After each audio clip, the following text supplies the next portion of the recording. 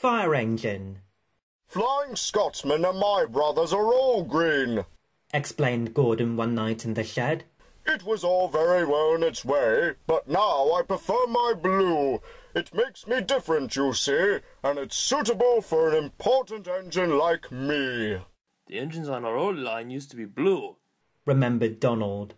But they say dark as we are. Dougie and me never were, though. We had to be black, so blue makes a nice change. I like my green too, agreed Henry. I'd hate to be red like James. People would think I was a fire engine. At least people can see me coming, retorted James. I don't disappear into the background like some engines I could mention. If it wasn't for that noise, you'd be a yellow and black front like Mavis. Henry's protests were drowned in the laughter of the other engines, and he went to sleep wondering how to pay James out. Henry was still cross next morning. What could be wrong? What could be wrong? wondered the coaches anxiously as Henry pulled noisily away from the big station. Do come along. Do come along. Henry snorted impatiently.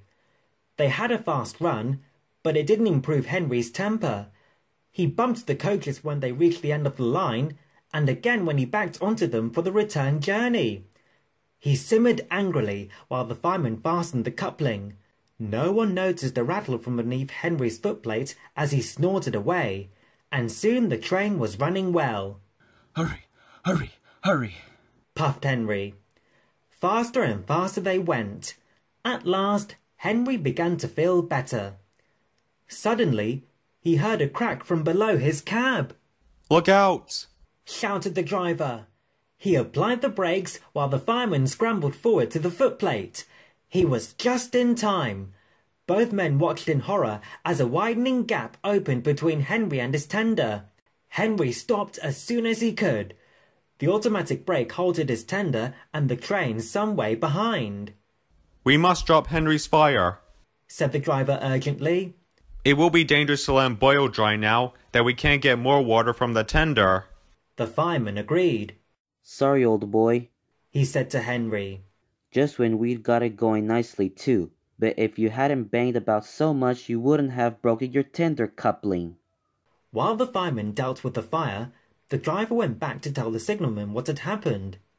When he returned, he found Henry completely hidden in a huge cloud of black smoke, which billowed from beneath his cab. The fireman emerged, choking. Henry's fire set the sleepers alight, he spluttered. You stay here. I'm going to phone the fire brigade. The driver eased Henry clear of the blaze, and then Edward came to take his train on. Henry felt most uncomfortable. Workmen gave Henry a temporary coupling. They rejoined him to his tender, and then the driver and fireman lit a new fire and drove him gently home. Edward, who had of course seen everything, told the others. They were careful what they talked about that night. As for Henry, he was touchy on the subject of fires for some time afterwards. But James was quick to notice that from then on, Henry stopped making rude remarks about the colour of fire engines.